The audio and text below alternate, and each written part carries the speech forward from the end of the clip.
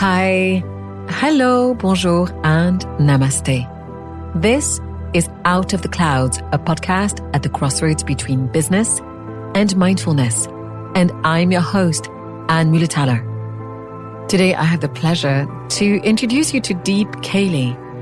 Deep is a former fashion editor at Vogue India back in London and fashion director at Tatler. In her time as an editor and a stylist, she worked with some big names, styling the likes of Anna Taylor-Joy, Priyanka Chopra-Jonas, Hailey Bieber, and many more.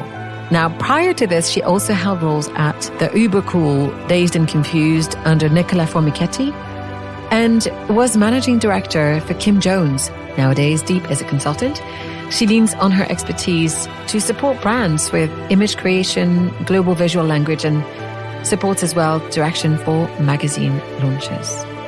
But today, Deep is also the artistic director for the arts organization Without Shape, Without Form. From a Sikh background herself, Deep has headed this organization since its very beginnings. Led only by volunteers, this super interesting hybrid project offers a link between art, spirituality, and the hot topic that is mental health via the Sikh teachings. Now, the exhibition also offers context and history for the teachings, but importantly, it reaches out to explore the workings of the mind and does so transcending cultural, racial, and social barriers. So, in our conversation, we go straight into the deep end, and I'm so sorry for the pun, but it is so true. As soon as I hit the recording button, we got into a really meaningful conversation, so much so that I couldn't even start by welcoming her on the podcast. And we had to do a short follow-up interview because I couldn't cram all of my questions in the 90 minutes that we'd set aside. So in this episode, you're going to hear about Deep's personal journey, because we go way beyond talking about her career. Starting from childhood, we discuss loss, how she approached very young the big questions in life, how Deep found her way to art school before discovering a path in fashion, then styling, and how at age 27 she reconnected with her spiritual path. So we talk about creativity, spirituality, Simran, the unique practice that is at the core of the Sikh teachings, and of course is an integral part of what is presented at Without Shape, Without Form. And of course we talk about what's next for this unique interactive exhibition as it's currently touring the UK and hopefully will tour internationally very soon. I am so proud and happy to be bringing you this interview, and I hope you'll enjoy it as much as I did. Happy listening. I've stopped thinking about stuff like this now, like whether I like my voice or whether I like what I look like, because there's so much now with the project as it grows. And this is, like I said, it's just the start of it. Yeah. It's just one of those things that you're just going to have to get used to. I don't have the headspace to think about what does my voice sound like or what do I look like, and I don't like the way I look. I'm just like, you know what? It's all fine. It's interesting you should say that, because I wanted to tell you, it's going to sound so naff, but I can't remember how many years ago I met you, but you made a big impression on me. Really? I know. I remember since the first day, there was something about the look of you and your name, and I just thought, God, this woman is so appealing. That's interesting. I know there was something, and I remember it from years ago. I can't remember when you started working with Louboutin, but it was a while back. Anyway, I was reflecting on that last night. And it's interesting that you say that, because over the weekend and yesterday, I was in 2 conversations about people with me working in fashion, the sort of the spirituality side of things, and how in a stereotypical way, it actually contradicts the industry that I've worked in. And they just asked me, how did you navigate it? And I said, it was hard work. Like everything that you do is a practice. It's a daily practice. Your evolution is a daily practice. And I said, I think what I realized after a while, that I could only be myself and be true to the things that I really believe in. And for that reason, I started realizing that maybe that's what was making me stand out as well. It wasn't just necessarily m- my appearance or my work, the physical side of me, but maybe it was the time that you encountered me. I said something, and I also can't take credit for the things that I said because all I'm doing is being a conduit of other knowledge that exists. So with that in mind, I was just like, oh, okay, maybe that's it. And it's so funny that you just said that because I'm like, oh, okay. So it was like, I wasn't trying to do it, but it was definitely having an effect. Absolutely. And I wondered whether I was going to tell you because it's a bit of a strange thing to say to someone because it's not something that I've encountered with a lot of people in my life. I also realized that when I used to go for breakfast, so there were so many breakfasts involved, naturally I would start talking about the things that we're going to be talking about today. It would just come naturally. Like I wouldn't even try. It wasn't an agenda to be like, okay. So my one rule when I first started at Tatler, like, which is bringing this element of the practice in, was one thing is doing the practice itself in the mornings, getting your hours in and what have you. But then something called Jeevan Jach. It's the idea that you have to then live by what you've just done. So an equivalent of that would be, imagine you just did a 2-hour amazing session with your trainer. You did weights, you did cardio, you did all of that stuff, 2 hours of it. You then did some stretching. You had this amazing 2-hour session. You're feeling great. You have your shower and everything. And then you come out. And then what you do is you go straight to McDonald's, KFC, you name it, whatever. It doesn't matter. It can be whatever. I'm not putting down brands here, but just as in you have junk food. Yeah. Everything that you did for those 2 hours, like completely and utterly brought to zero. And it's the same with the internal world. So I've just in this 2-hour amazing session, managed to calm the mind down, get it ready for the day, get it in control. And then the next thing I do, as soon as I step out, is that I start talking badly about people. I start gossiping. I allow my mind to go to negativity, go to anger, go to jealousy, all of these things. So that's called you have to keep an eye on it. You have to watch it. You have to see it coming and be prepared for it. And that's not physical preparedness. That's a mental preparedness. So the thing in the fashion industry would be the notion, the stereotype that we all love to gossip. Like we all love to make up story and the he said, she said of stuff. So my thing, soon as I started, was like one rule: there's no gossiping in this room. I can't say that for the whole magazine. I can't say, but in this room. Sure. And also I was in the privileged position. I was the director. So I was the one hierarchically, I say in inverted commas, the highest position in that room. So I could say that. If I was an assistant, maybe I wouldn't have been able to say that. But it really worked. So the relationship that I had with somebody who's about to say something to me, and at that time my assistant, for example, would love coming to me and going, Deep, I've got something to tell you. And I'd always say, 1 second, 2 questions. 1, is it true?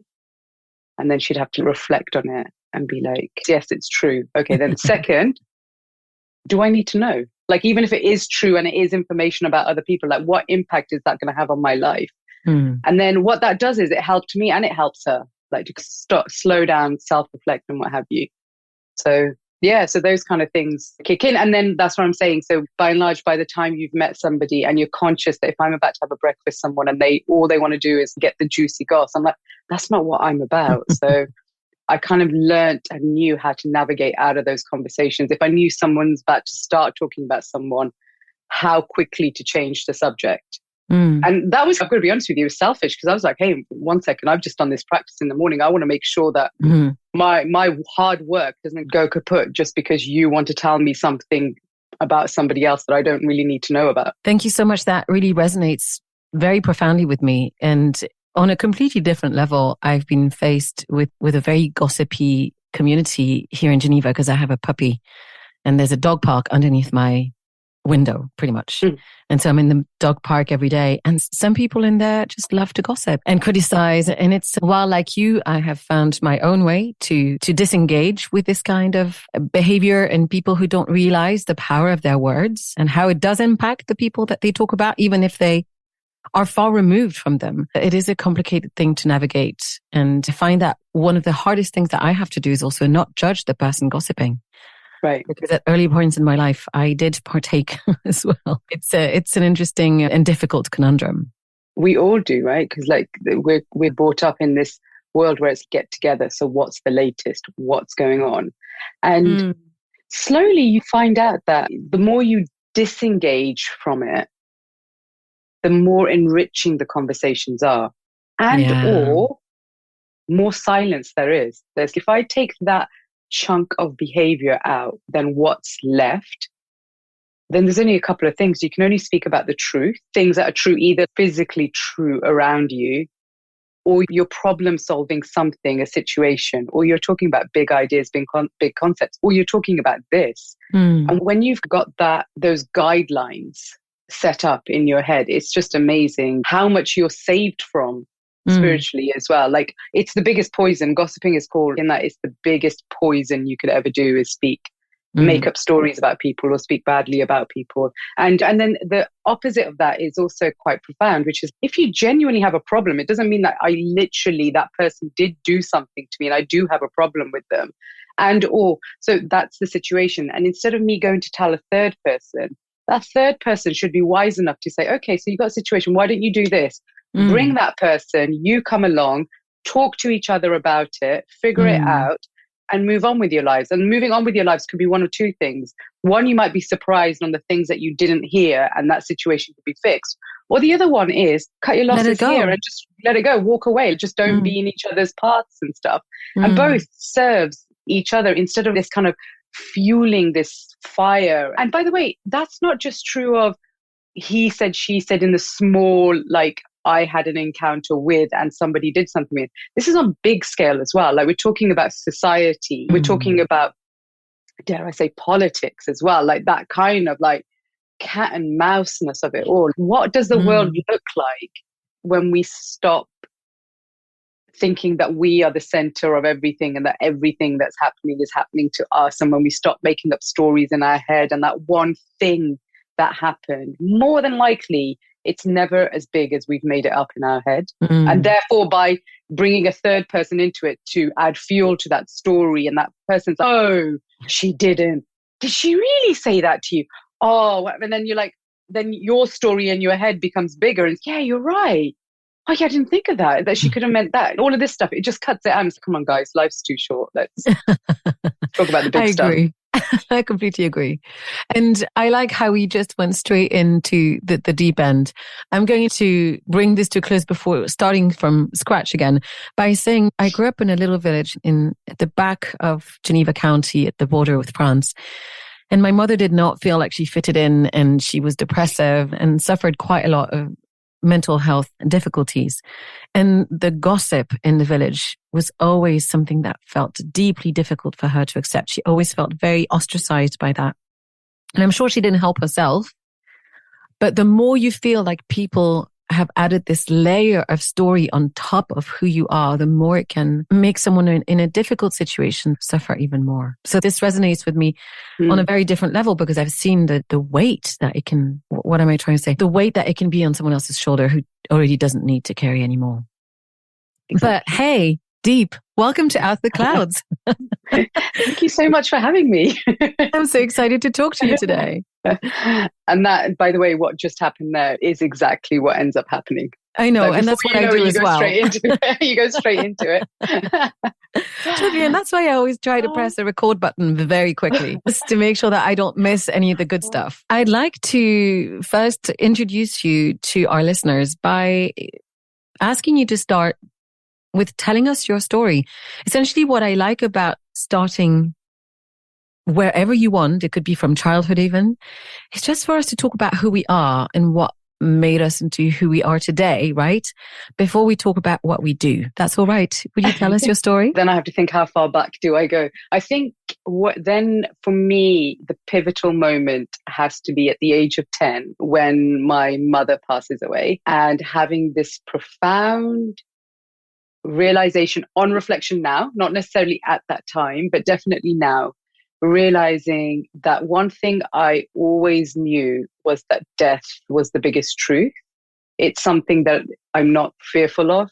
It's something that I've always known to be the biggest fact. And I've always wondered as a child why we're so scared of something that's so utterly true. But unfortunately, I was around people that might not have had the same sort of thinking. And this is again reflection. I did not know this at that time, why people were holding on to so much. My mother also died very slowly and very painfully. So it wasn't all of a sudden it happened. There are moments in that time that she was really ill when, you feel guilty that you're actually praying that like this person now does die, because this doesn't seem to be so fair that they're having to go through so much pain, considering they were such a pivotal part of the family, such amazing thinking. And all of that goes back to Sikhi as well. So starting my story from there seems like the most important thing, because in what my mother had done in those 10 years that I did get to spend time with her was instill this deep-rooted understanding, practical understanding of Sikhi. And she had done that through discipline, repetition, and practice. And I would say, I would love to have this conversation with her now, but I would say I'm in the privileged position to have found what she was looking for, and she hadn't found it. So therefore, that practice of Sikhi, she was doing it very much in a ritualistic, repetitive, if I keep doing this, then I will get to a point. Unfortunately, I later on in my life at the age of 27 find out that that's not how it works. So at the age of 10, she passes away. My dad is awesome. He's like a very simple, very quiet, very unassuming person that you probably wouldn't even notice if you walked into a room. But in the background, he is incredibly progressive, like quietly. He would never say that. You would never hear anything that you would think, oh my God, that's such a profound thing to say. He does it quietly in his silence. And the reason why I say that is that I'm the youngest of one of two daughters, and being of a generation and being of a culture who really celebrates and really puts men or boys on a pedestal, to have a father, a single father now of two daughters at that time, was a testament of his own thinking, really, and how it didn't bother him that he had two daughters, and he wouldn't let society, a little bit like what you said about your mother, conversations of others, he wouldn't let those get into his head. And the reason why I say all of that is because, one, I was a girl. Two, was that my mother was adamant that I was going to be a doctor. Like most Asian, South Asian parents, I was going to be one of the, I forget what they are, they're doctors, lawyers, and accountants. These are like the three professions that are like the be all and end all. Oh, not engineer? No, engineering didn't come up. I went through a phase where I thought I wanted to be an engineer only because I fell in love with Formula One. And I thought, I know, I'm not going to be a driver. Not quite sure why I didn't think that I couldn't be the driver. Yeah. I know what I'll do. I'll work in the pits. I'll be engineering the cars. That lasted like probably 2 weeks. But the doctor thing was like from birth. Like it was like marriage, kids, doctor, marriage, kid. This was the story that was constantly being told. So when she passes away, and the more that I get into education and the things that I enjoy, my dad's not so strict on that thing. My dad's thing was, I need a degree from you. I don't care what the degree's in. So that was a little bit of a blessing, because by the time I'd got to college, or actually at school to college, like when it was choice of A-levels, one of my A-levels was fine art, psychology and economics as well, right? Economics let me figure this out. Maybe I should. A cousin of mine had done a degree in economics, and I looked up to my cousins. And yeah, so I tried economics for 2 weeks and thought this is the most boring thing in the world, so ditched it. But it was also the first time that I was doing fine art. And all I knew, Anne, was that I wanted to be an artist. But at the age of 17, 18, being who I was, born into the family that I was, and born into a family of academics, and also my parents are they're the immigrants, they've moved into the UK. I didn't know what an artist was. I didn't know what it meant. I didn't have art around me. I didn't have creativity in that sense around me. So just knowing that I wanted to be one wasn't good enough, because I didn't know what it actually meant. Sure. So I did my A-level. So I chose to do fine art. Again, I was probably the worst painter, because I had no idea of composition or anything. And I remember my tutor saying to me, "You're terrible. You don't understand composition." And I was like, "You're a teacher. Why don't you teach it?"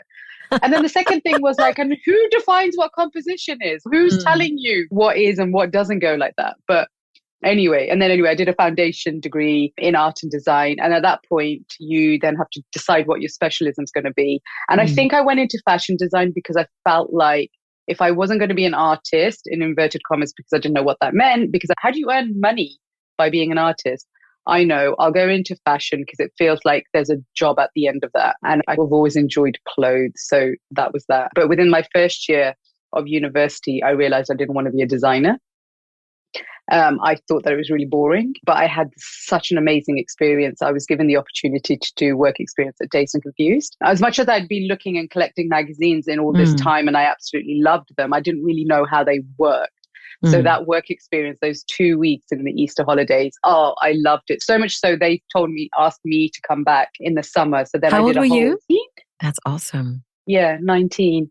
And then that summer, I went back and did the summer work experience. And they actually asked me, Kathy Edwards, who's now passed away since then, asked me, she said, would you want to do this full time, become an assistant full time? And I remember going back to my dad going, oh my God, there's this industry that I absolutely love. And can I do it? Can I be full time? And he just said to me, no, remember, only one thing I asked from you was the degree. And actually, being the wise, silent warrior that he is, he was right. He was right. I should have stayed at uni, and I'm glad that I did, because now I knew I wanted to work in magazines. I knew I was creative. It allowed me 2 years to make that degree whatever I wanted to. And I had some amazing tutors. So I started working with a friend of mine who's now a photographer in New York. I remember him walking into a classroom and just shouting out to the classroom, does anybody have any clothes? I want to do a photo shoot. And I remember just going, me, I don't, but I'll make some. And that's how it started. I just started doing photo shoots with him. And then we've gone on to do many photo shoots since then as well. And I loved that. I loved the fact that I had this time to explore, and Sensation at the exhibition at the Royal Academy had just opened as well. And it was the first time I went to an art gallery by myself. And can you imagine, my first introduction to art was Sensation, like incredible exhibition, and London, like a real turning point in art in London as well.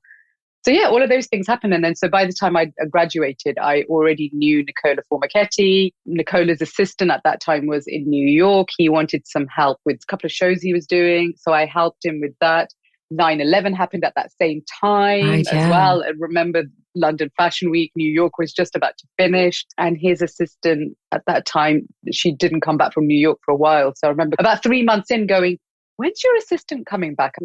He said, oh, no, she's not coming. You're my assistant. And I was like, oh, okay, cool. Thanks, dude. Thanks for letting me know. And that was it. And that was my introduction into the fashion industry. Oh, wow. That's wonderful. Your university sounded pretty great. It sounded like you were given a lot of opportunities to explore. My psychology tutor at A-level, you've got some tutors or some teachers in your life, something they say always stays with you, right? Oh, yeah. She said, and I don't know why I knew, she said, there's someone in this class. She didn't even point me out, but I just knew it was me. But you know, the beautiful thing is, it might not have been me. But the fact that I took it to be me was also bad. That some people that you already know ahead of time that they're going to be successful. And because I knew she was talking about me because of another conversation that she'd had with me. And it's something an aunt of mine had once also said. This one's good. And I'm like, how do you know that?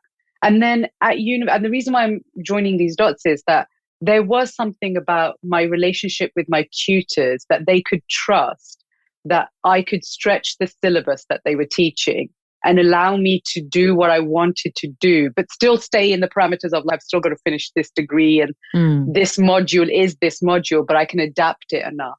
They knew that I was creative and maybe, dare I use the word, responsible enough to get what needed to be done, but also allow me to be the person that I needed to be or wanted to be. And there was a sheer perseverance in me that was just like, I will do what I want to do, which later on in my life is I learned how to let that go. Ah, interesting.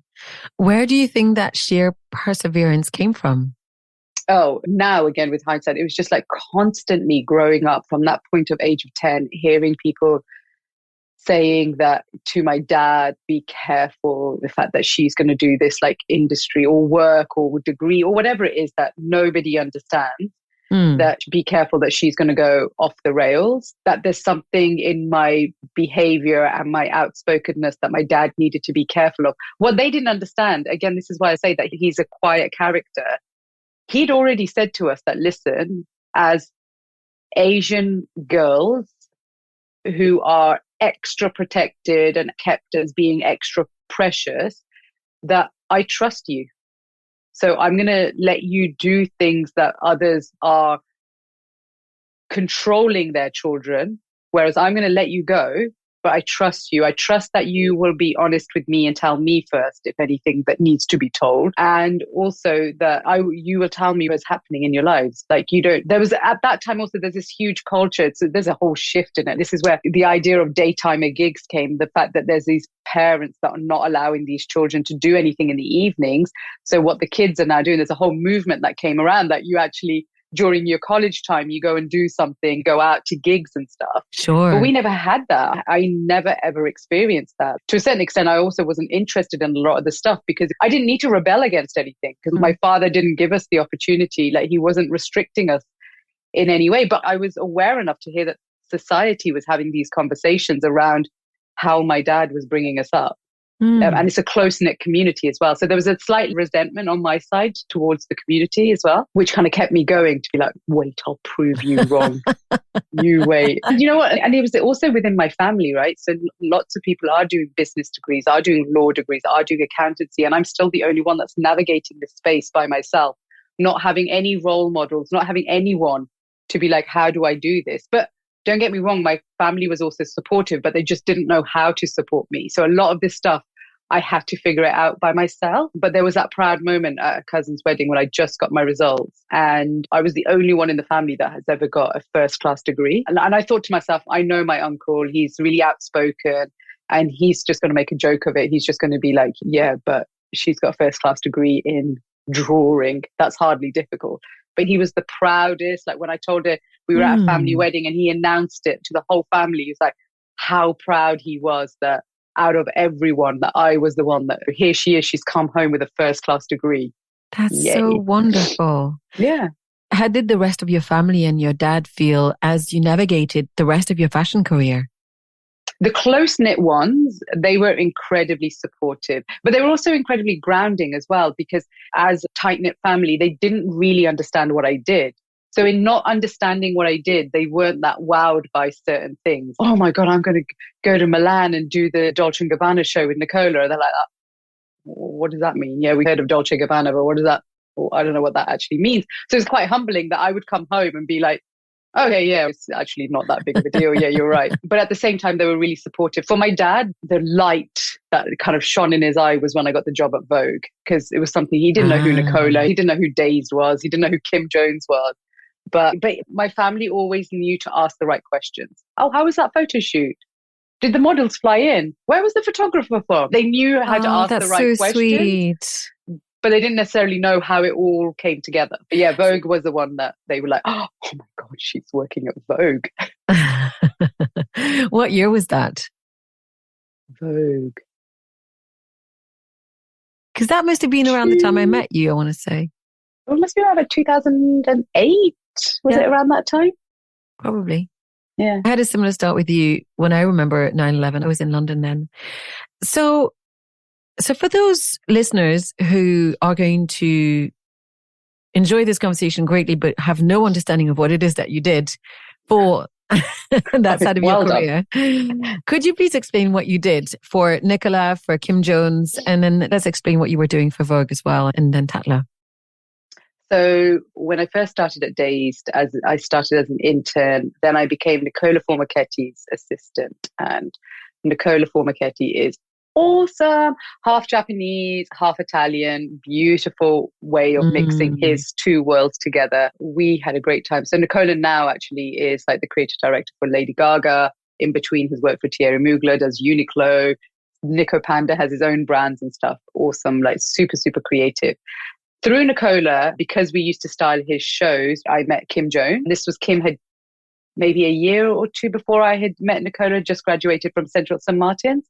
So was this awesome menswear designer to keep an eye on, and like great, loved him from straight away. So when I had started thinking about moving on from assisting, Kim would always ask me, would you mind doing a couple of days work with me? And so that's how I got to know Kim. And before I knew it, then I became like, I ran his company with and for him for about 3 years, I think it was. And then working with Kim basically meant that now Kim is as we all know, is the artistic director of menswear at Dior and the artistic director of womenswear at Fendi. I'm so privileged to have actually spent so much time and seen the creativity of both these two geniuses. But then with Kim, what had happened was it was starting to be like I was dealing with the lawyers and the accountants and the PR company, all of this stuff, which is wonderful. Actually, it helped me when I started consulting. It helped me massively that I understood the business end of running a fashion company, but the creativity side was going. And then at that time, I'd bumped into an ex-assistant of mine and said, oh, by the way, do you know that they're launching Vogue India? And at this point, I'd just started becoming really interested in India. Like India was really opening up. And I was like, okay, maybe there was always something missing, by the way. There was something very deep in my heart that was missing. So I thought maybe the thing that's missing is that connection to roots. So how interesting would this be, like India and Vogue together? So she introduced me to the amazing Anna Harvey, who at that time was the editorial director of all the international Vogues. I had an interview with her, and then I had an interview with the editor and the fashion director of Vogue India. And I have to say, I went into this interview being so like, this job is mine. There is nobody else that they could possibly get. And the reason why I say that is which other Indian, Asian fashion people, there isn't any, there's only me. So this job's mine. Little did I know that about 20 other people did get interviewed. I'm glad I didn't know that. Anyway, I got that job. So I was the fashion editor of Vogue India from the launch, but I was always based in London, which was beautiful because I didn't want to move to India. So I did that for 4.5 years. Was that when Bandana was as fashion director? Yeah. Absolutely. Awesome Bandana was a fashion features director. But she's a force to be reckoned with. Loved her. Love her, not love. And then after that, in all of this time, by now, all I want to do is I want to become freelance as well. I want to not work full time for anyone. So I left Vogue India on a real high, being like, it's time to go. It's time to not be defined by the places that I work in. It's time to figure things out for myself. But then once you're in the Condé Nast family, you get sucked in, because then a wonderful assistant of mine pointed out to me that the fashion director role at Tatler was going. And this is like 4 months after I've left Vogue India. And this job, by the way, I was not interested in the slightest. But a part of me always likes to be challenged. And I like the idea of, listen, I haven't done any interview practice in 4 years now, and you never know where this editor is going to be next. Let's just use it as an opportunity to practice and go meet. But the interview went really well. We got on really well. And then I got called again. And for the second time, I thought that this was a second interview. And it wasn't. Like, Kate Reardon was offering me the job. And I wasn't prepared for the job to be offered to me. That in that second meeting, I was a bit like, yeah, great. Okay, leave it with me and I'll think about it. And it took me over 3 weeks to actually decide whether I was going to take this job. That's fascinating. Or not, yeah. Again, for those listeners who don't know Tatler, would you please give them a little bit of a short explanation as to how different it is from Vogue India?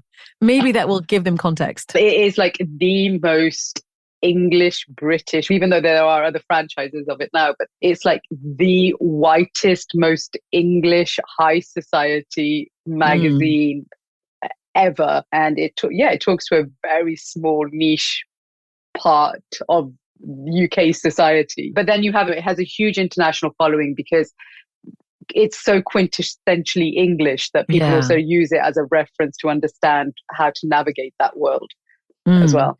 And also editors have done a great job over time. I haven't read it for a long time because I don't live in the UK anymore.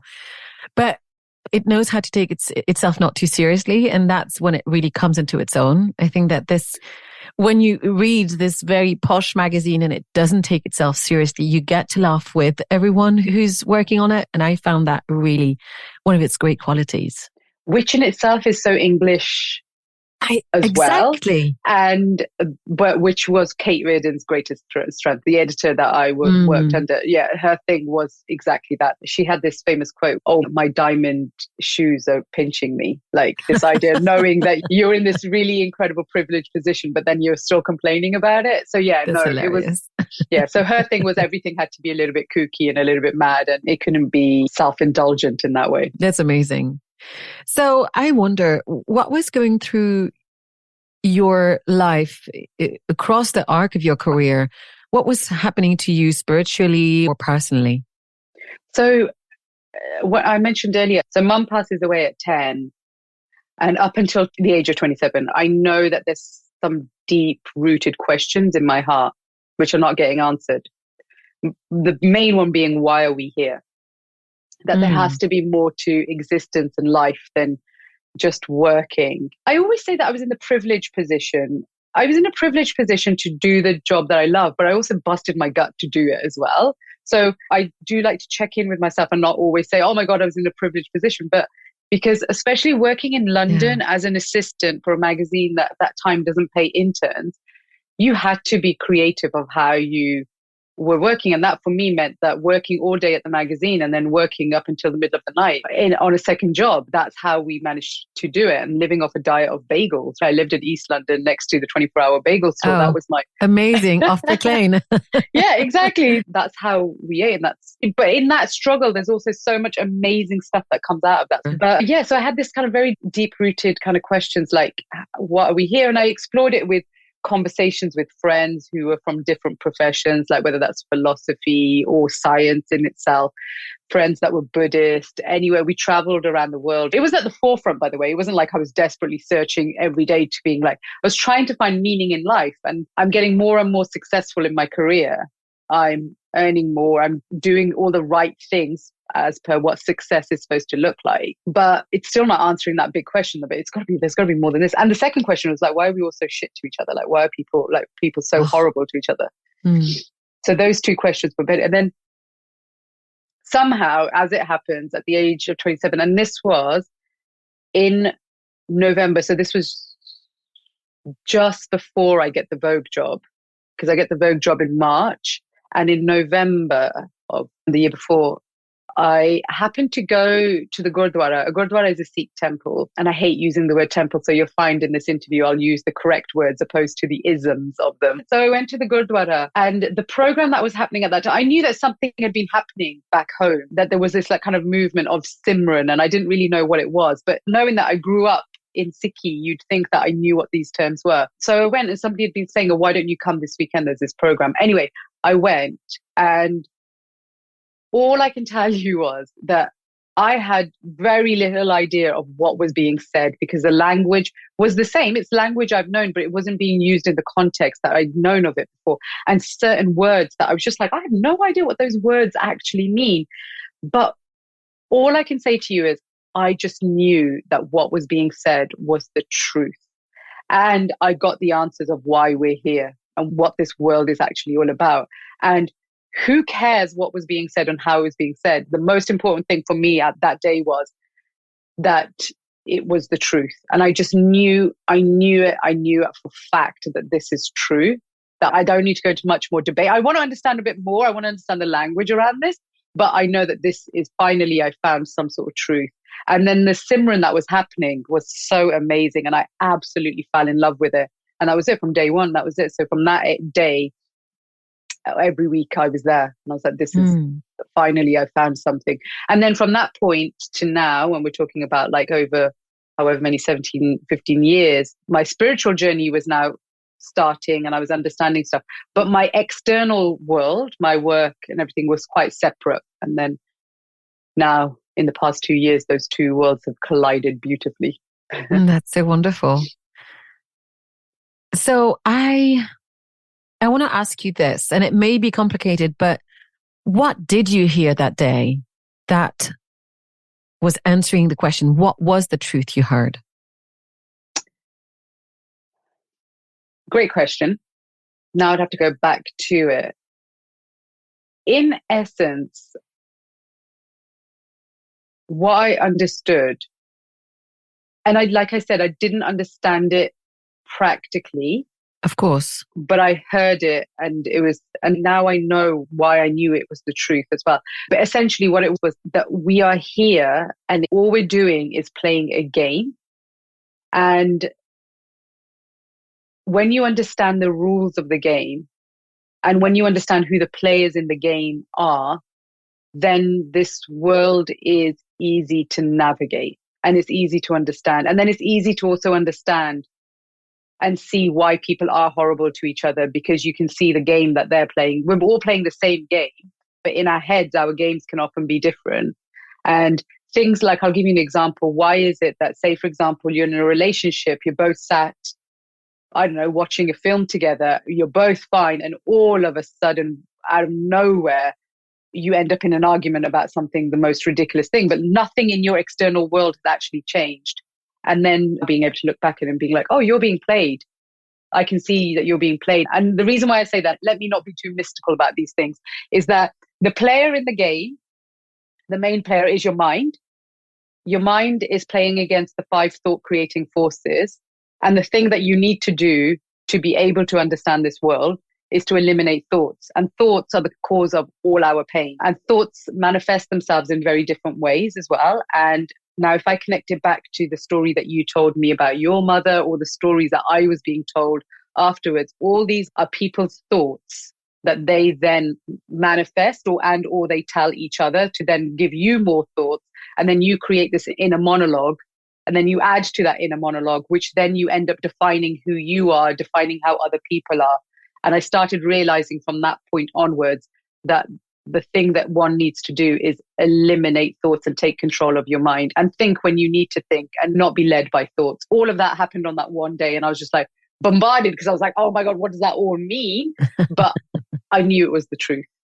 And the reason why I knew it was the truth as well is because at the end of the day, your mind, when you start going through this journey and have this kind of inner sense of clarity, knowledge, peace, and what have you, wisdom, all of these things kick in quite naturally. And your mind is a light and it's existed for a very long time. And the game is that the mind has been separated from the source. That's the game. The game was, I'm going to separate you from myself, source, separate. Now, all you need to do is find your way back to me. Find your way. The mind needs to go back to its original source. And when it starts doing that, and all of that happens inside, it doesn't happen outside. When it starts doing that, when the pull back to the source, like that say that, you know, the way a kite flies and then it's got a string, the more you keep pulling that string back to where it's coming from, the deeper the connection becomes. And then how do I know that's the truth? Because your mind, your heart, your soul is all the same thing. It's the light. We just use different words for them. But you know, when you say to somebody, let's have a heart to heart, your organ and their organ isn't having a heart to heart. It's their mind, your thinking, your connection. That's what's having the heart to heart in inverted commas. And that's what happened on that day. Your mind knows, deep knows truth. It knows the difference between right and wrong.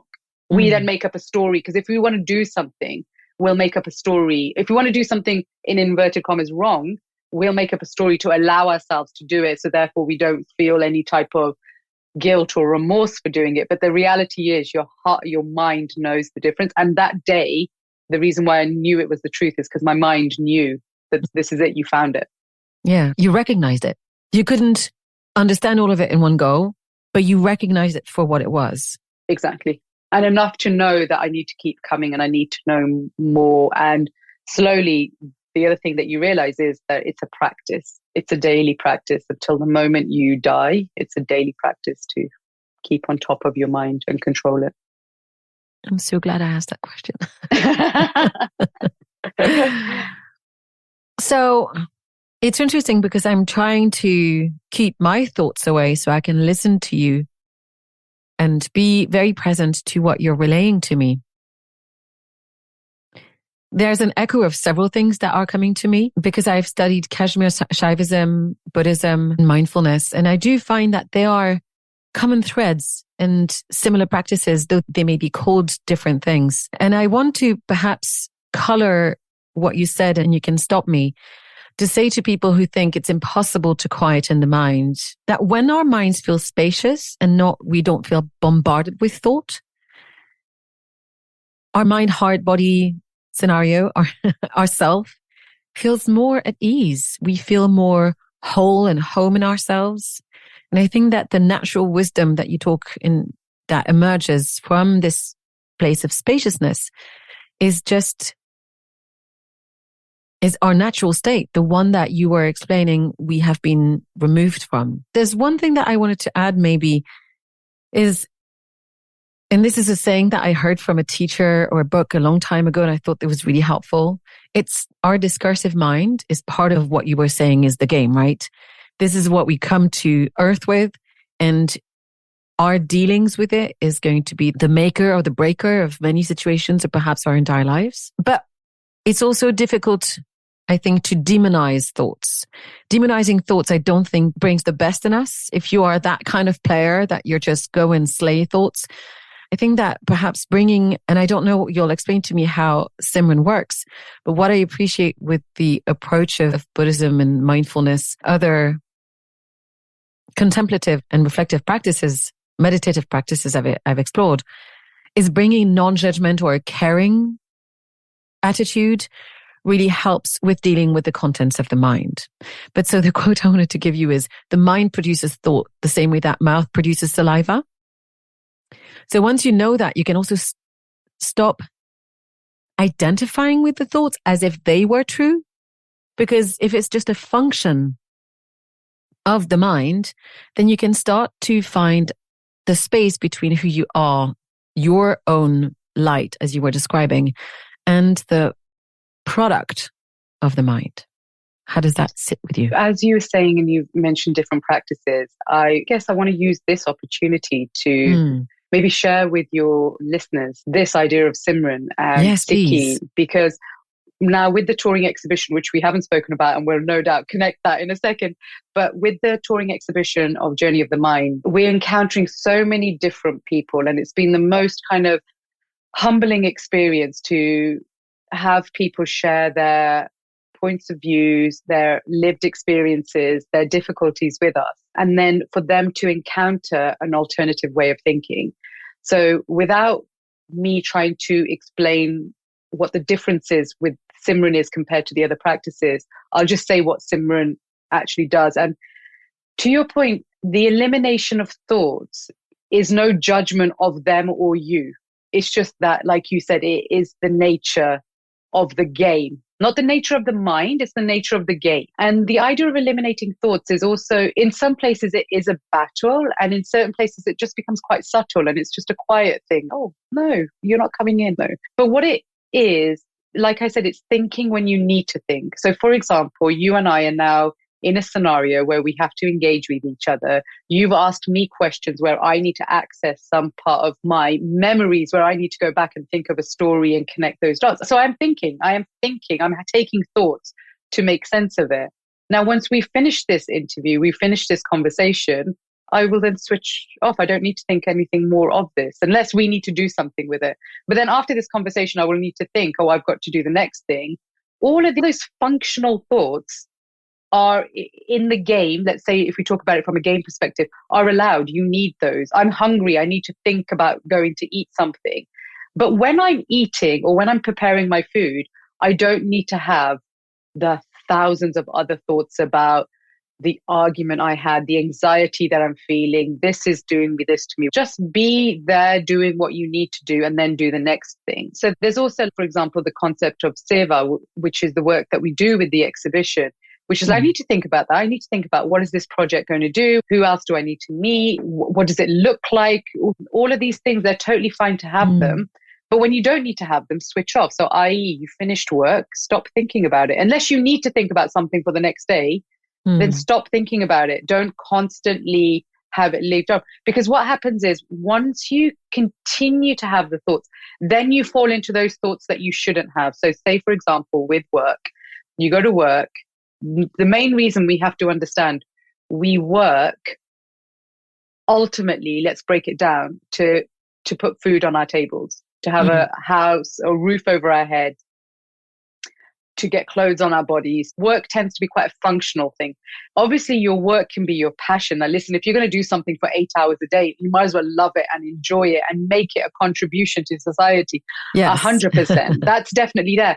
But let's not confuse that with inner work that needs to be done. I'm always really conscious of the language, because unfortunately the English language limits spirituality in a huge way. So when I say enlightenment, I don't mean it in that Buddhist sense. I don't mean it in the Christian sense. Enlightenment means so many different things through Sikhi. But to get those things, your work is never going to help you do that. What is the word that you use? So for us, for example, I'll have to do it through the journey. Like, you start doing Simran, So Simran is a focused practice for the mind. It is not meditation. It looks and sounds like meditation because it just does, but it's because it eliminates thoughts. It's not asking you to observe thoughts. It's also not body related, as in you don't focus on your breath. You don't focus on a part of your body, because the mind is a light and the rest of your body is physical. It is going to die. And when it dies, your mind doesn't die in the same sense as your body. It's a continuous light, but you can practice death before it actually happens. And I'll talk about that in a second. So you've got the mind, you've got Simran. Then when you do Simran, as thoughts start to eliminate, you start hearing a sound inside, a series of sounds inside, and they're called the shabad. Now, as soon as you get to shabad, that's almost like enlightenment in the sense that you will now not come back into this life form again and again. So in Sikhi, there's 8.4 million life forms that your mind goes through. And the whole purpose of this game is to get out of that 8.4 million life forms. So that reincarnation. And you, as a human, it is the ultimate life form that you can be, is because you have the awareness to know how to do it.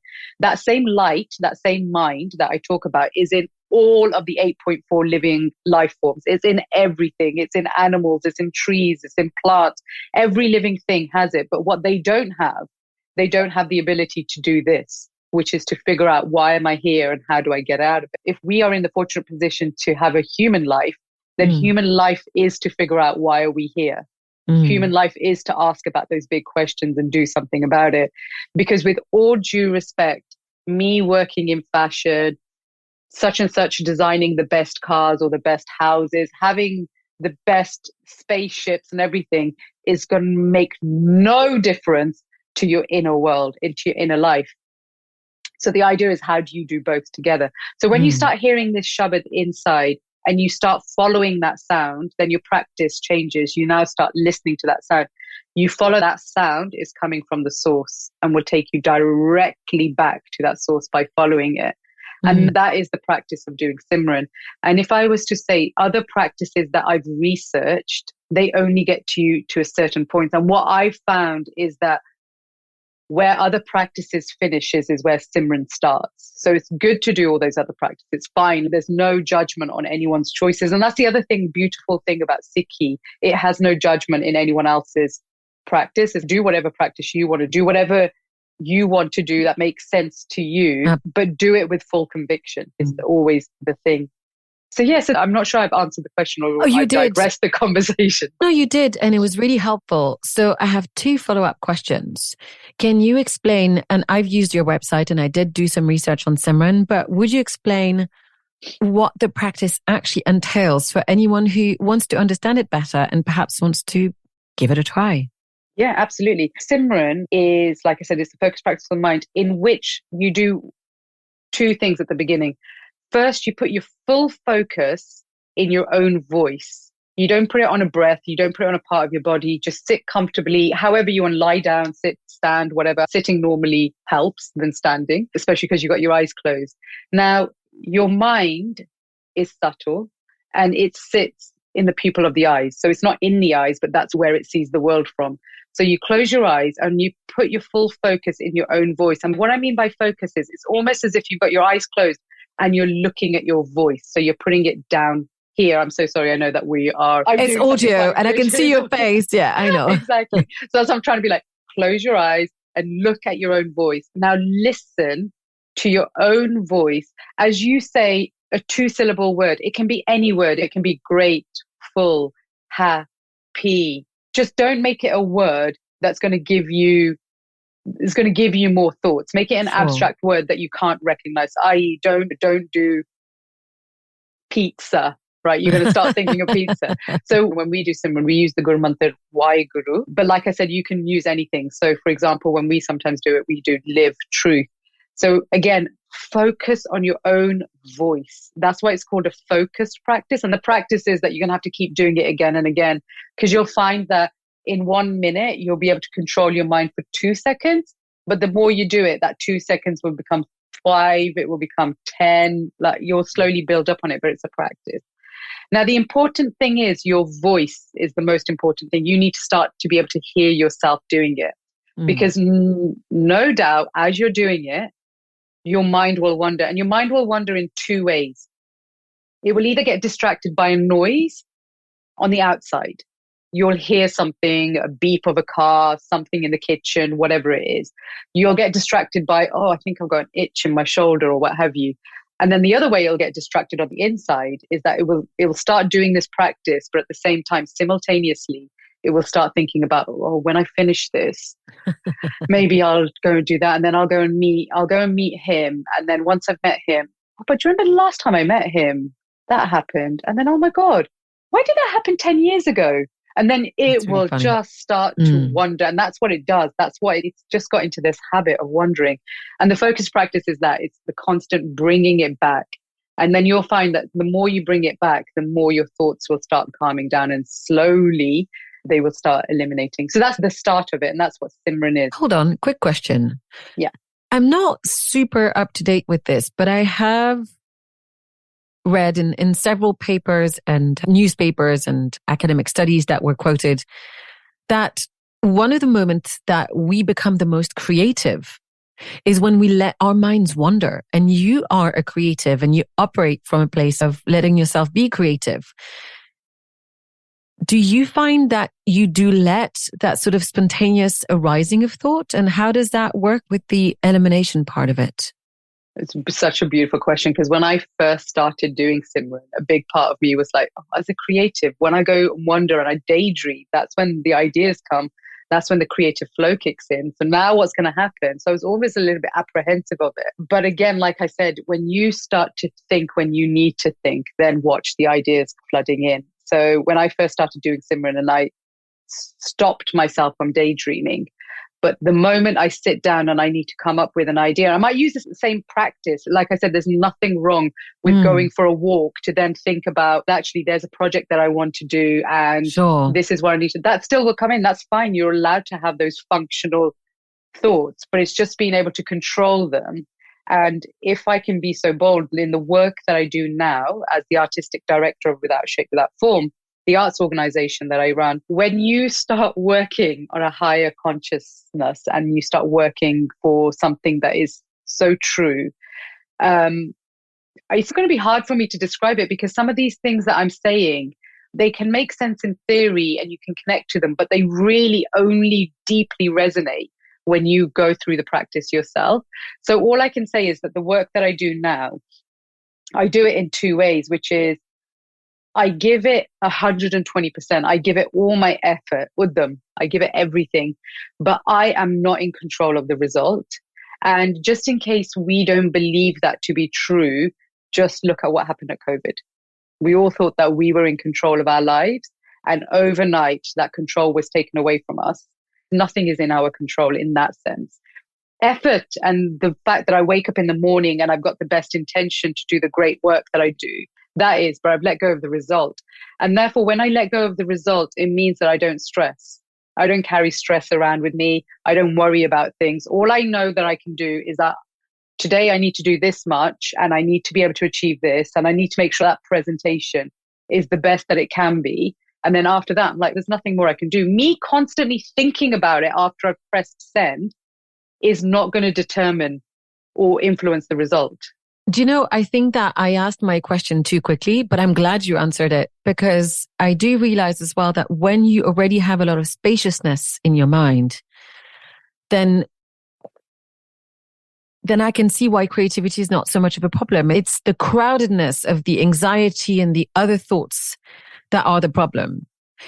We're going to have to make this a 2-part conversation, because we have 20 minutes left on the clock and I have not even hit half of what I want to ask. I'm so sorry. No, this is great. This is so exciting. I'm interested in the power of the voice. At which point do you go silent? And also I read, and correct me where I'm wrong, that one of the things that you use as Sikhs for Simran is the 10 names of God. So you told me about Waheguru, but there's also Satnam, if I'm correct, and others. Is this choice important? Okay. No, the technique is important. The word that you choose isn't. We out of respect, will use the word Waheguru, which means wonderful, greatest, being, source, God, whatever. I'm like, again, I say, again, this conversation might come through when we talk about the exhibition. Personally, I do not speak about Sikhi as a religion, because in Sikhi, there are 10 teachers. Now, if you have a teacher, then what's the student? Now, the term Sikhi, or to be a Sikh, is to be a learner, to be a student. Who's the learner? Not my body, my mind. The mind is the learner. Now, therefore, and the first guru out of the 10 human gurus, and the reason why I say human gurus is because the 10th teacher says that now, and the 10 teachers span over about 250 years. The 10th teacher says that from now on, everything that you need to know about the mind, everything you need to know about this world and this existence and what you're here for is now in the 11th guru, which are our sacred scriptures. Right. Those sacred scriptures are written by the people that have traveled on this journey. They're not written by someone who told them that this is what happens. It's by them. It's specifically them telling you.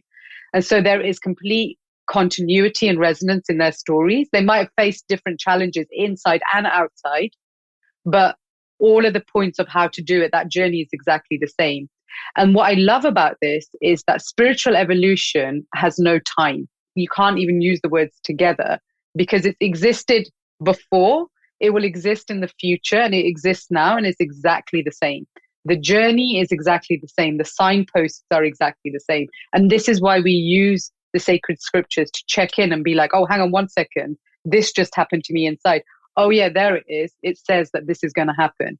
And then you do it like that. And then that teacher-student relationship is a really important one. So those 10, again, the reason why I'm saying that is the word out of respect, like I said, we use the word Waheguru, but it doesn't matter because after a while on your journey of Simran, you almost let go of using a word in any case. Ultimately, what we're trying to do is, so say, for example, my personal story, I use the word Waheguru, Waheguru, Waheguru. Now what started to happen is I don't even need to say it. My mind will automatically start saying it, will start doing it. And it doesn't matter whether it's saying live, truth, happy, whatever my mind is now saying, all I can check in on. And this whole journey is about self-discovery and it's about self-reflection. It's about you constantly reflect. Therefore, when you are reflective and you are calm, all of those attributes start coming into your mind, you will resonate them. And that's why there'll be human connection, because other people will connect to you and be like, how come you're always so calm? How come you're always this? It's because inside my mind is pretty chilled. Basically, when your mind starts doing it, and how do I define the mind? How do you know what the mind is? And let me do a little technique thing with you, right? And I'm just going to ask you now, and I know that we are audio and not visual. I'm going to ask you, say hello to me. Hello. Okay, now say hello to me without moving your mouth, moving any physical part of you, without moving your tongue, but literally shout hello to me. Done. Did you do it? Done, Yeah. Right? That thing that just did it, that's your mind. The thing that said it and the thing that heard it was your mind. Now, when you get that mind to constantly do the repetition of whichever word you choose, all that means is that what that mind is then not doing is taking other thoughts. It's not wandering around. It's there. It's with you because it's constantly doing the Simran. Now you're not doing Simran with your mouth. Now you're doing Simran with your mind is the point that we want it to get to. When it starts doing Simran with the mind, there's many other things that will happen, which I won't go into. But when you start hearing then the sound, then that thing that just said hello to me and constantly is doing the Simran, now get it to latch onto the sound and now follow the sound. And so even now when I'm talking to you, I'm able to hear the sound. I'm able to talk to you and also listen. It's like driving, that I can physically drive a car and I can physically talk to the person next to me. I can split my attention in two ways. These are like your next sort of steps. And that's why the word is irrelevant. It's the technique. That's the most important thing. That's fascinating. Why don't we talk about how, without shape, without form, the exhibition came into existence?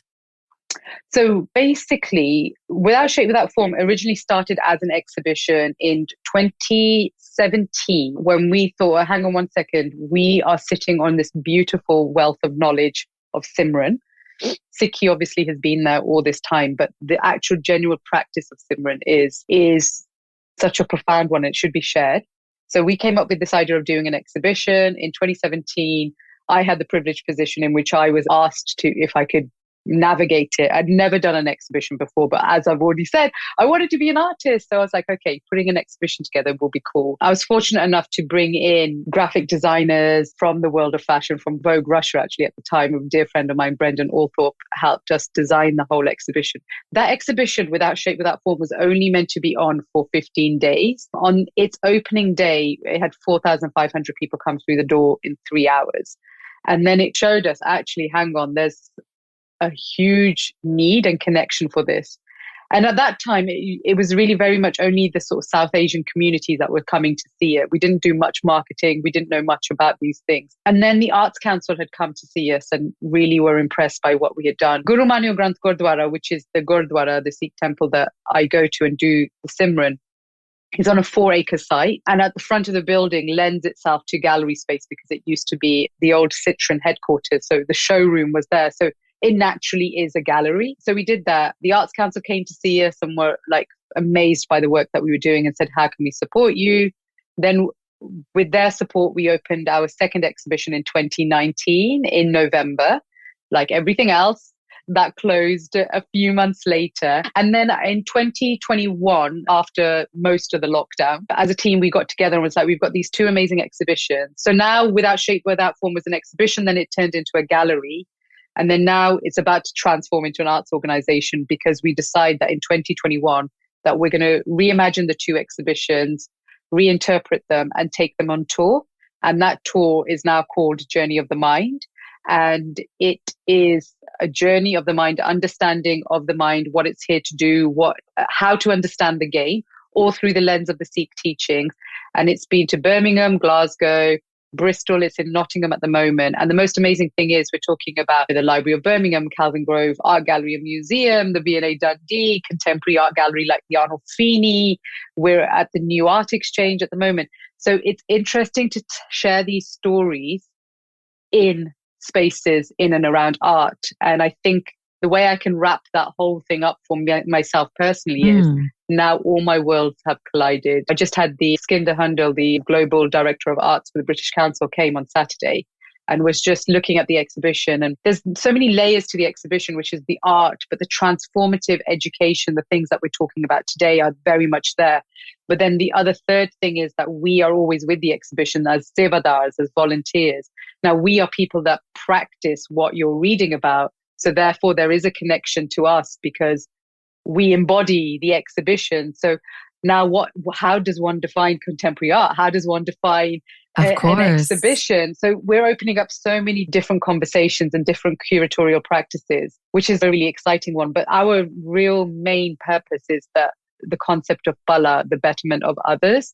So if we are sitting on this amazing knowledge, then therefore you should have access to it, because the mind is a Sikh. The mind is the learner. We all have a mind and we're all trying to learn. So therefore, these are universal teachings. They so happened to have started 550 years ago in India for a very, very decent reason, which is the biggest population and the richest population, the most evolved part of the world 550 years ago was in India, was around those areas. So it made sense that these stories started there.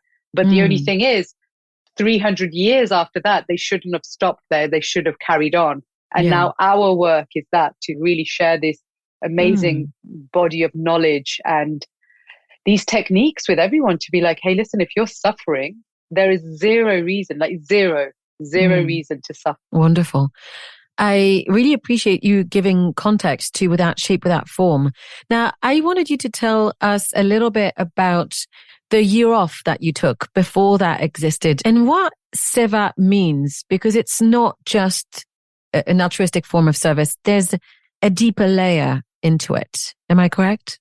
Yeah, absolutely. So 2019, July, I had the opportunity with 150 other people from around the world to come to Guru Manya Granth Gurdwara and take a year to sort of progress your spiritual practice and your journey. And if you're fortunate to do it, I'm not quite sure why everybody wouldn't jump to the opportunity, because we spend, we start working from the age of 20 to 65, committing and investing in our financial, but why do we not do that on the inside? So I thought 1 year from the inside. Yeah. So I had that opportunity to do that. And all I remember thinking at the beginning of that 1 year, which obviously, as you already know, July 19 was meant to carry on till July 2020, but then that gets stopped in March of 2020. But all I knew was that I wanted to come away with that, with some sort of transformation. And I think little did I understand that transformation was always going to be a spiritual one for sure, but it was also going to be a physical one, in the sense that my career was also going to get transformed at the same time that I was. Yeah, I'm laughing on the other side. Yeah, that's when you work on your spiritual journey, your career is going to change. Basically. Yeah, completely. But we're so naive when we get into that. That's really funny. But this is it. It's because we have so much ego, thinking that I control the decisions, and that I can even say that, let's put spirituality to one side. I wouldn't, if somebody told me that you are going to be working at Dazed, I wouldn't have thought no. And then when I got into the indie world, that somebody was going to tell me that I was going to be working at the most glossiest magazine, Vogue. No, I never wanted that. And then after that, you're going to be working for Tatler. Forget it. Like, at what point in my career did I ever think that? That's hilarious. But it happened, right? And in this sense, that I'm definitely really questioning my time in the industry, being like, surely I could be doing something more profound and more giving. And I'll connect this to Seva. So then in July of 2019, we start this program, which was intense. We started with doing 8 hours of Simran a day. Just before we'd finished, we were doing over 16 hours a day. And it was only going to progress from that. So you can only imagine that if you're doing something for 16 hours a day, like what's going to happen to your mind, right? You're just building that foundation. It's becoming solid. Your spiritual foundation is becoming solid. This leads in nicely to, so when lockdown happens, everybody who came from different parts of the world goes back to their respective countries and their homes. I'm fortunate enough that I live 20 minutes away from the Gurdwara, so I was never living there. However, I did it in reverse. Then what we decided, there's 5 of us that decided that, listen, now the world needs us. There was such food scarcity, people that are in vulnerable positions, how can we help them? So we started a food program and shifted our internal seva to external seva, which is helping the people in and around the community. But what happened in 90 days, we worked with 135 charities in and around London. We served 1 million hot meals, cooked and delivered those to those charities, and redistributed 470 tons of food. None of us had ever done anything like this. It's not like any of us had worked with food operations, but we learned really quickly. We got our certificates online. Sure. We started figuring these things out. And why is that? When you have intention and hard work put together, and then you leave the results up to whoever makes those results, which is that higher being, the source, God, whatever you want to name it, everything is possible. And the idea of seva, which, as you said, is selfless service, but it's not volunteering. It's not, I decide to give up 2 hours a week to do this. It's actually part of Sikhi. It's deeply rooted in our very being, this idea of always giving back, that nothing belongs to you, and therefore we are here in service of. And now if you think about it, I don't know if you must have come across this, but when you're trying to do career moves, or when you're doing Sure. don't work, serve, these kind of concepts are now coming through in business as well. Mm-hmm. But this is something we have known and is in our spiritual DNA, is this idea of diminishing. There's 2 different types of seva. The physical seva will diminish your ego. So that could be like the food program, serving other people and being like, I'm not at the center of things. But then the other seva that you do is the seva of the source, the seva of Waheguru inside, by doing the Simran, which then aligns you. And then when you put the 2 together, your external seva and your internal seva. So therefore, everything that we do it with full focus in the practice of Simran, everything you touch, almost it turns to gold. And it always works out and it grows. So imagine now applying that to your life, and then applying that to your work or your practice, and having this idea of not having ego, not being jealous, not being angry, not gossiping, but really doing that from the inside out. Because from the outside, I could look like a saint. I could look like, oh, look, she does so much, but on the inside, I've got these horrible, angry thoughts. Then the two don't match, and the two have to match. Your inside and your outside need to align. I hear you. I totally hear you. And really is about that sort of inner work that this is really what matters. In our first chat, right, before the podcast interview, I really wanted to talk to you about what connection means to you and what disconnection means to you. Great question. I guess this kind of the thinking around connection, disconnection for me has been more prevalent since the exhibition has been in Nottingham, because it came up at the beginning when I did actually the speech for the opening night. And I guess for me, connection is when you have that true, dare I use the word again, connection from the inside. So basically, when you do Simran, you start hearing something called Anhad Shabad or however you want to call it. But from the inside, these aren't external sounds, they're internal sounds. And when you start hearing them, what happens is that there are different varying sounds, but there's a specific sound that will happen. And then that sound also, you will hear it 24/7.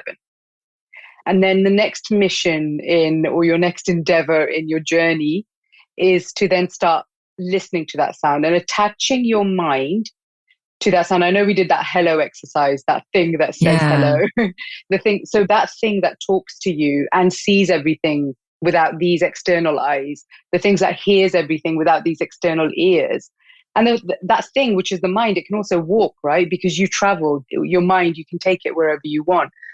Now, when that thing, which is the mind essentially, starts listening to the sound, now that's an actual tangible, practical connection, right? So that's what I mean by connection.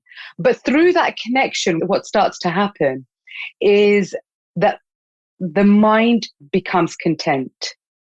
It becomes peaceful. It starts to rise above thoughts. The journey starts from listening from one point, but then you have to carry on following that sound. And ultimately, that sound is going to take you to the point of all connection, to the source.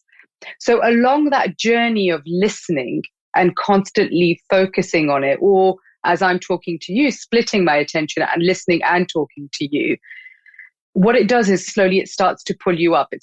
You start to rise above. We spoke about the ups and downs of life, the highs and lows of life. And life isn't about the up and down, it's rising above it. And then following this sound, following that connection takes you to true connection. So what we're talking about is peace, clarity, happiness in a way that we would never be able to understand. But you can also start making sense of the world, sense of why we're here. And also it pulls you up to sort of ultimate knowledge as well, and ultimate clarity in knowing what's going on. Now, the good way to understand it maybe is by understanding what disconnection is then. So disconnection is being bombarded by thoughts.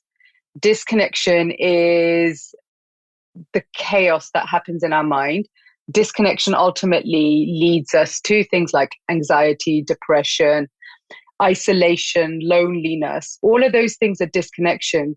And what we tend to do is we try to find connection on the outside, try to make connections or people, and ultimately what happens is they end up just being distractions, which then pull us away from true connection. So that's what I mean. And that's what I'm starting to unpack more and more as I go along my own journey as well. It's interesting because, of course, I don't know much about Simran, and I hear what you're describing, and I feel like I can find a sense of connection of what you're talking about. And the one thing that I can equate between what you're saying about the connection to that sound and the sense of the mind being at ease is I understand that our minds do not like to be split. When our attention is split, or sometimes I would say even fragmented across many things, that's when we feel the most unsettled, whether that's a result of stress, too many stimuli, regardless of what's going on in our environment. I understand that our minds feel most at ease. We feel most at peace when our mind is gathered in one place. And so what I'm hearing you tell me is that this ability to connect to this sound through the practice of Simran gives the mind that unity that we lack on a daily basis, that we're not capable of keeping because of the necessary practice that is needed to get to that stage. I guess the thing that you're speaking about, like where our mind gets uneasy with splitting its attention, because normally we're trying to split it for an external factor. We're splitting it because I need to get this done and this done, or I'm doing this, but I can't make sense of something that's happened at home, for example, or I'm in the middle of this and it's splitting me this way, or I'm talking to you, but inside my mind is being bombarded. But when you're focused on the inside, that splitting again is happening. There's functionality. There is, in all of this, I've spoken to you about Simran and eliminating thoughts. Now, a good question, a very good question that gets asked a lot is, but if I don't think, if I don't have any thoughts, how am I going to function? And I'm like, okay, that goes slightly deeper into the game, but obviously you're allowed functional thoughts. You have to eat, you have to go to work. If you've got children, you still got to raise them. You've got duties, you've got other things. That's the part of the game. But the idea is, are we able to do all of those functional things that we do have to do for the existence of our bodies, but still not get distracted by what our ultimate goal is in being able to control the mind and connect the mind back up to the source, the oneness that we all actually come from. And that's a practice, and that's why we call it a practice. It's not something that you could wish and pray for. You have to work for it. And then one thing is, there isn't necessarily an end goal. The process, the journey in itself is a beautiful one and an incredibly educational one as well. Like, you learn so much, more importantly, about yourself, right? You learn so much about yourself. And then when we talk about strength, courage, all of these kind of big affirmations that come from the external world, where it's just be strong, just do it and stuff like that. All of those things actually truly start making sense to you. And I've got to be honest with you, growing up, going through some difficult times, reading those kind of things used to make me go, yeah, I feel good, I feel positive, I've read it. And then within 10 seconds, you're like, yeah, but how? Like, how do I be strong? Like, just do it. Or like, you dream of is possible. Okay, yeah, but it's just not as simple as that. Like, there's a process that kind of goes in between. And for me, that's why like Simran has been the most transformative thing that's ever happened to me, because everything that I think I understood on a subconscious level from a young age started to make sense. And then the rest of the world started to make sense to me as well. I am trying not to think. I'm attempting to not make up my mind as to where to go next so that I can absorb what you said. I understand what you mean regarding functional thoughts. And I think that the way that I was approaching the fragmentation, I think that it's a factor. I wasn't thinking about it necessarily just on a external level, but I think that sometimes it's just our inner voice, that narrator, is multiple. It's in conflict with itself. I think that what you're saying was pulling me to consider is really that the inner conflict and the lack of unity of what I consider, we'll call like the inner voice, or I like to call it the inner roommate. What I have found in some friends of mine who struggle with mental health, anxiety, high stress levels, or even depression is that it's that inner monologue constantly putting the host down that really makes it impossible for them to connect to any stronger, aligned, united sense of self, because it's always that battle of not good enough, not worthy, etc., etc. Anyway, I'm getting away from this, but it does have a connection to my question, because I think that this is effectively also a sign of great disconnection. Exactly. Spot on. You said it. And that the thing about what you said about the fragmentation and your inner roommate sometimes taking over and causing self-doubt, it is what it does. It's part of the game. Now, when the mind plays against the 5 thought creating forces, that's the game. It's going to happen. There's no guilt in that and there's no fault in that. That's just the nature of the game. And in that moment, one has to understand and feel that there is hope, that there's a way out of that. There's a way of making sure that inner roommate is a friendly one and knows where it belongs or what have you. And sometimes we give that example of, imagine if you lived in a country and you were an illegal immigrant, for example, and you just wandered around, you'd always in fear, right? You're going to get caught out. You're going to get caught at some point.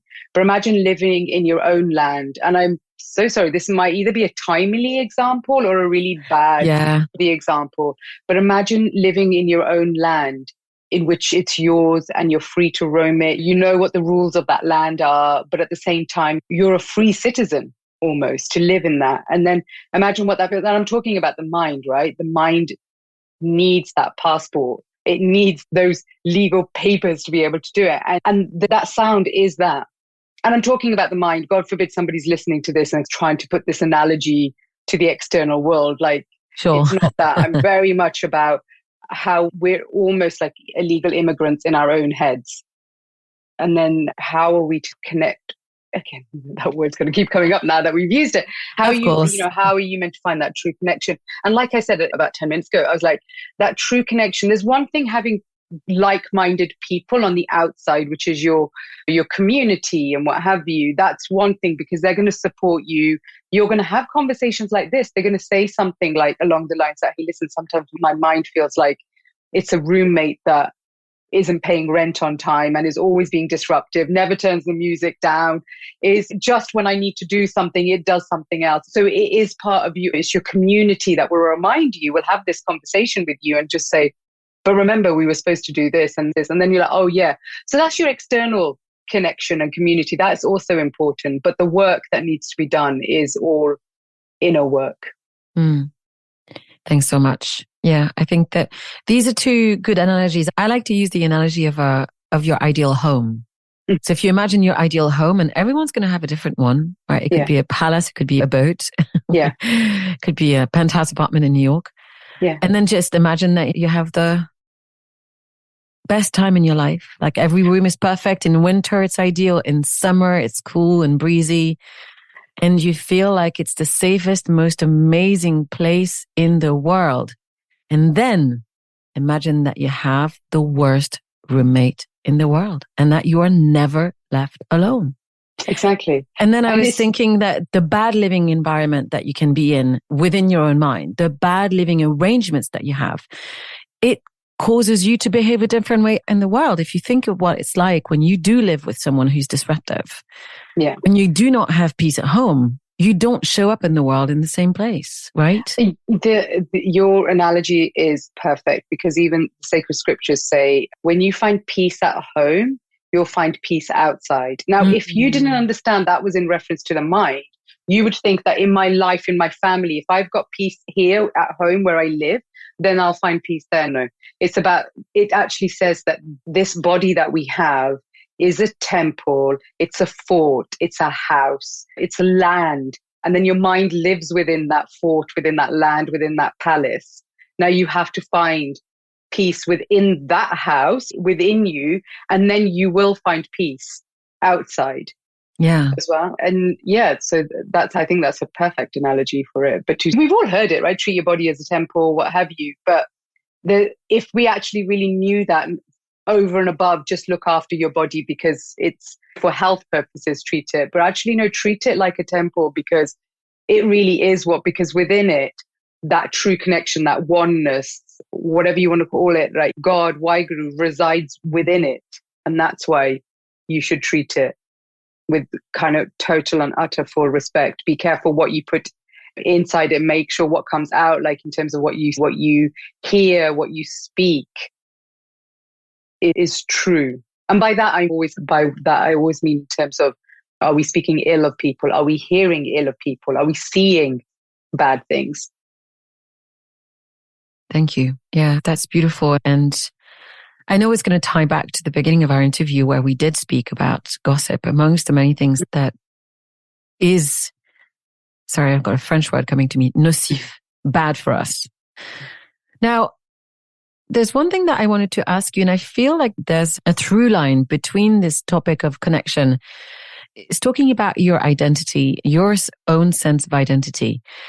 And I heard you speak on a panel about how for the first time, what it was like for you when your personal identity and your creative career finally merged.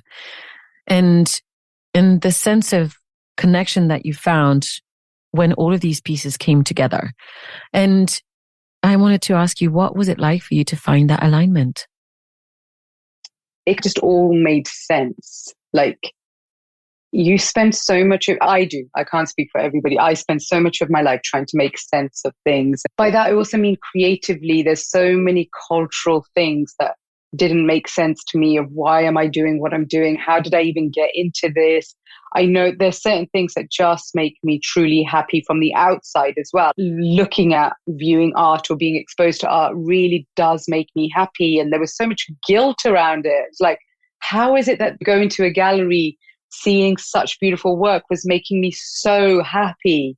It didn't make sense to me. None of those things ever made sense to me. And creatively, when you get into flow, when you get into a rhythm of work, you have that one idea and you connect things. All of that kind of didn't make sense. What is going on? So you've got that one element of you. And then you're like, okay, so fine, I'm a creative. And that took me such a long time to be able to admit, actually, I'm a creative. I wouldn't even say I'm a stylist, I'm an artist, I'm a painter, any of those things didn't matter. It's just that I'm a creative human being. And then at that time, say, for example, my race has never played a huge part in my own life. I've always acknowledged it. I am who I am and what have you. There's elements of it I enjoy, but I take from everything. Like, I take from all the cultures that I'm exposed to and that I live within. Now, and then at the same time, I'm doing the spiritual journey as well. So there's so many different things and conversations that are happening, and I'm just trying to understand myself, and that constant feeling of being an imposter, being like, I'm going to get caught out and what have you. And then, so then when it all aligns, when it all comes together, that yes, you are a creative. Yes, I am a Sikh. I come from an Indian background and what have you. Yes, you're on this spiritual journey. And yes, you are all of those things, but ultimately you are you and you're here for a purpose. Now, how does it feel to start embarking on that journey in which you give up your ego, you move out of your own way? Because you got to remember, nobody by systemically, I mean society might have been putting these things, and maybe I was reading into those cues that the system puts on, the conversations around you but I was the one that was ultimately feeding into them or taking them or putting them upon myself. And now when you slowly start working on diminishing the ego and you move out of your own way, that sort of sense of purpose almost falls upon you. It was always been there. Obviously, it's always been there. But my thoughts in the form of my ego as well have always been maybe in the way. So when all of that sort of slowly started diminishing, that alignment sort of starts kicking in. And I can't even say in an excited way, I can say it's not that I feel like I'm fully aligned, because I just think that it's always going to always be unraveling. That is just the nature of existence. That's the nature of the world. So yeah, it's been a transformation. And for me now, the hard work is, I don't know what the future holds, and that is just fine. And that I cannot control it. I never have been able to control it. All I can do is show up every day and do my part. And then acceptance is a huge thing as well. That's beautiful. Thank you so much. That's very inspiring. And again, is it? I don't know if it is. It just feels like that's just my story. I don't know. Like, sometimes when I've heard people saying it's inspiring, I'm like, I'm not quite sure what's so inspiring about it. I'm not, and maybe I shouldn't unpick that today, but. And that's up to you. I want to say that it sounds like a happy place to be, to go back to our earlier analogy. And I hear you when you say it's WIP, work in progress. Yeah. I think it's the journey, like you said. Exactly. And also, I've got to be honest with you. When you do this work, I don't know whether I should say this because it might automatically be uninspiring, but moments of it it's really hard work when you really have to face yourself and be so honest with yourself. And again, the analogy is look yourself in the mirror. But by that, I mean, look at yourself in your internal mirror and be so honest with yourself and be like, this is who I am. This is what I want to, this is what has to change. Not even I want to change. And to be honest with you, sometimes you don't even have to ask that. When you start doing Simran, things will automatically start changing. And that's when the realization kicks in that I was like, oh, I can't believe that's the way I used to think. That's the way I used to maneuver in the world and what have you. But yeah, there are moments when it's really difficult when you have that sort of realization that everything matters and nothing matters at the same time. Those are big concepts to absorb. Yeah, to hold. Yeah, that's very complex. That kind of duality is heavy. Completely. And then you have to navigate the world with that because the world is telling you something completely different. The world that we live in is still very much, dare I say, we live in a capitalist world, whereas like your success, your conversations are all around work, things, material things, or whatever it is. And then you've got this inner knowledge and then you have to navigate that. But again, all that is building your foundation. The more layers of Simran you keep putting into your foundations, the stronger it becomes. And then it just happens that like naturally, you saw it at the beginning of this conversation and we just went straight into it. This happens all the time. You naturally just go straight into this way of talking and this way of thinking, even with other people. Yeah, I do that too. That's just part of my personality. That's very helpful that you mentioned that it's also difficult because I don't believe that any practice is easy. And that's also the point of the journey. Now, I'm going to pull you out of that particular part of our conversation, but I wanted to know, you are currently, so the curator, or is it the artistic director of Without Shape, Without Form, and you are still consultant. So what kind of work do you do as a consultant? Again, still working, she says, I haven't done it now in a year and a half since we've been working on this, but it would be. I'm still working with brands and creating their visual language, creating their visual stories. But the nice thing is actually, because I've been working on this project for now solidly, actually 2 years, January, 2 years, 3 months. I've been working on this for such a long time. I'm really intrigued to the next consultancy I do, how much of this I will then put it. Obviously, any consultancy is just that, isn't it? You're putting in your experience into whichever brand that you're working with. But I'm kind of intrigued to see how I will do this one. I'll tell you that in my personal experience, I had no expectations of how much of the journey that I've been on in terms of the studying and teaching yoga and mindfulness. I just thought it was going to be a different part of my life and it would live there and it was not going to affect my work. And that was absolute BS. Yeah. And it has completely transformed how I work. But the interesting thing, and to your point about how that change can happen, it felt like it was tectonic plates moving very deep. And so I didn't see or didn't feel a change up until it just erupted at the surface. And I was like, I don't do this anymore. I need to change. For me, it's again, like I said, that there's so many different worlds going on. That creative aspect is so hugely important to me. And it honestly transpires in different ways. And even Without Shape, Without Form, it's an exciting opportunity to work with an arts organization in which, if I wanted, I could introduce a fashion line. And tomorrow we could do a magazine, we could do podcasts. All of these things are all possible under this banner. But what I look forward to in terms of the consultancy, a little bit to what you just said, is actually there's one thing that I can tell you about creative language or visual language, storytelling, how to connect with an audience and what have you. But now I can also talk about working culture. Because at the end of the day, any brand is only as good as the people that work for them. Now, what can I introduce to you from that? There's a couple of things. There's one business side of things that I could introduce, which is just don't be fearful. Start putting it out there. Start developing it. What have you? Normally, I would be the kind of person who would be like, not until it's ready are we going to showcase it. But no, actually, there's power and momentum in putting stuff out there. And any brands I've ever worked with, it's never been about the hype. It's always been about the long term. Everything takes time. Building that audience, building that community takes time. But more importantly, working culture. Like, how are we working with each other? Now, I can tell you, Without Shape, Without Form, we're a charity arts organization with 41 volunteers. Now, I have to explain that volunteers it's doing them injustice by calling them sevadars. And I think I spoke about this whole idea of what have you. But they are now all professionals in their own field. So they're just bringing their professional thing.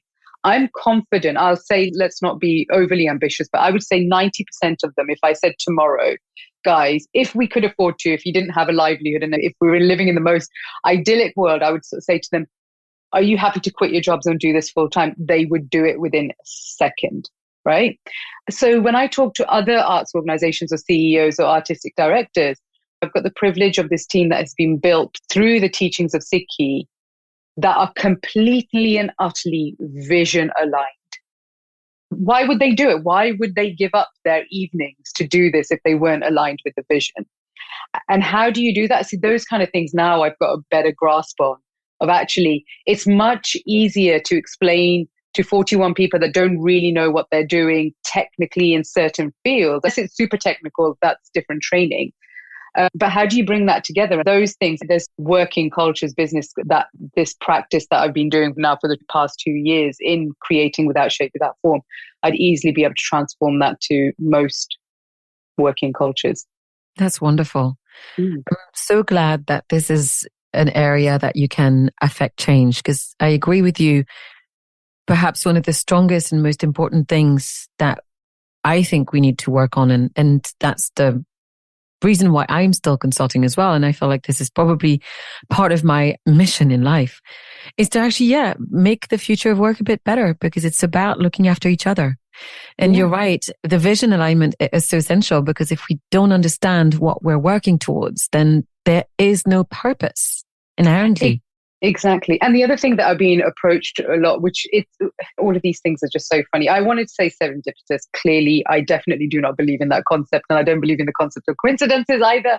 But I got approached by a really big IT conference company called Gartner last year to speak at one of their conferences in Barcelona.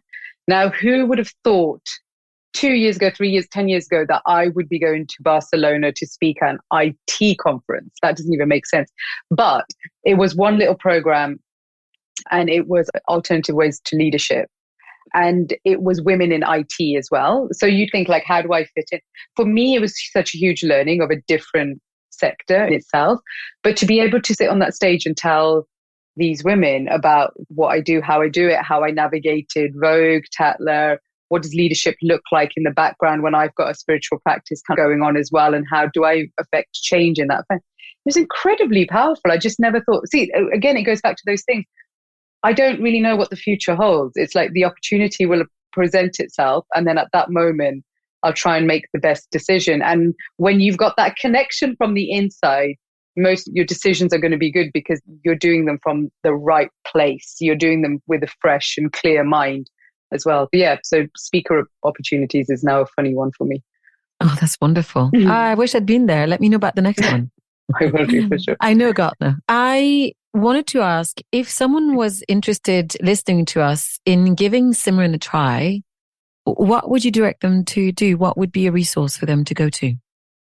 I would actually maybe first and foremost tell them to go to the Without Shape, Without Form website, withoutshapeWithoutForm.com. And on there, we have a page called Simran, and we have a page called Content, where you'll just find a very short 2.5 minute video, which just introduces Simran to you. That would be the first sort of resource, I would say. And then secondly, if you happen to be in the UK, obviously come to the exhibition so that you can understand the concept in a little bit more detail. And we're doing so much programming around it as well, like doing in-person Simran sessions as well. Wonderful. And so where is the exhibition this year? So at the moment, it's in Nottingham. It's at the New Art Exchange up until April the 22nd. And then I think in May, we will announce where it's going to next. How exciting. Now, before I get to my closing questions, is there anything else that you think we haven't shared with our listeners, or anything that you'd like to add? God, it's one of those things that you could talk about for such a long time. No, I don't know. Do you think there is anything? Do you feel like, I think it's kind of quite good. No, I think we're good. We've covered a lot. Awesome. So these questions I like to ask all of my guests, because they make me happy. I think I get a lot of joy from hearing everyone's answers. And sometimes it's also very moving. So the first one is, what is your favorite word? But think of it as a word that you could technically tattoo on yourself or live with for a while. That one for me would have to be Wygru, right? It kind of goes. Yeah, it would be. Yeah, it kind of goes without saying the word that I actually do Simran to would be that. And if I haven't said it before, but that word can be anything for anyone, like that 2-syllable word. So yeah, for me, it would have to be that one. Wonderful. What song best represents you? Oh, I don't know if I can actually answer this question because there's just it's too much. There's so much. And then also what time, when and how, like, I think we're forever changing. Yeah. And I was kind of thinking, is there anything like within Sikhi that I might have heard recently? I did wonder that too, actually, whether there was a chant that perhaps felt like it was. So it wouldn't be, okay, let's say it like this. So it's not a song. It's part of a Kirtan Shabad that we do. And it's just this one line. And I'll have to give you the translation. And the translation is just simply as, whatever's happened has happened. Keep moving forward. Literally, I think that is its direct. Just keep moving forward and keep sorting yourself out moving forward. Don't look backwards. Oh, wonderful. Will you give me the details of the track? Can I find it online? I'll find it for you and send it to you. That'd be awesome. Thank you so much. What is the sweetest thing that's ever happened to you? Oh, that first moment when I got to hear everything to do with Simran and everything felt like it fell in my lap and I couldn't believe that I'd found what I'd been looking for. Wonderful. What's a favorite book that you can share with us? You know what it is that again, these questions are so difficult through the lens of what I'm speaking about, because there are books that I read that help me make sense of the external world, to be able to find the language, to be able to speak about what we speak about, like now through Simran. So there's books like that. Now, I wouldn't necessarily say that they were great books. They're just good books that help me make sense of it. Sure. So have I found that one book where I'm like, oh my God, everybody, you should read this for... That's why I say, what's a favorite book? Because personally, I couldn't give you just the one either, I don't think. Because like you said, there's great books for different reasons, for different times of life. But perhaps give us a title of one of those study books that you use. Okay, so I'll tell you one thing. I'm mentally going through the list of the books on my coffee table right now. But the one book actually, and it would be a great disservice if I didn't mention the ultimate book, because it essentially is that, which is Sri Guru Granth Sahib Ji, which is the sacred scriptures that we have that have absolutely everything you need to know about this journey of the mind or the journey of life within it. And it is made up of scripts from firsthand, from all of those gurus, teachers, sants who have actually traveled this journey, the problems and the obstacles that they faced, how they overcame them. And it has immense amount of history in it as well. So that would be the ultimate book, I would say. I should have thought that too, actually. Makes sense. Where is somewhere you visited that you felt really had an impact on who you are today? See, it feels like it's one of those questions where you want to go, oh, when I went to Peru, when I was in Japan, when I was in Russia, whenever. And the reality is the greatest impact would have been in that sweetest moment. And that would have been at the Gurdwara when I heard what I heard. What bigger impact could there ever have been? Thank you. And I think it ties into that thing that we spoke about, home, house, your body, that thing. And that land can only be the internal land, is the true land that will have the biggest impact. It's nice to go away and travel, see different worlds, different cultures and stuff like that. But ultimately, the land that's going to have the biggest impact is the one inside of you. Thank you. Now, imagining that you can step into a future version of yourself, what do you think is the most important advice that future you can give to present state you? What do you need to hear? It's interesting because I'm like, what do I need to hear that I don't already know? I guess it would be, I know what my internal mission and practice and goal is, say, for example, this year or this foreseeable future. I would like to think that my future self would be like, it's okay, be patient, you're going to get there. You'll get there. Mm. Then I also can't take credit for that either, because that's also something that has been shared to me by the scriptures that I've said. You go on this path, you start traveling it, you stay true to it, you'll get there, you'll get to your end destination. Yeah, but I appreciate that in the context of sometimes it's really difficult. Mm-hmm. Sometimes you need to be reminded, you'll get there. Just keep going. Exactly. And again, it goes back to the notion of community, good company and what have you, because they'll remind you as well. And my last question, what brings you happiness?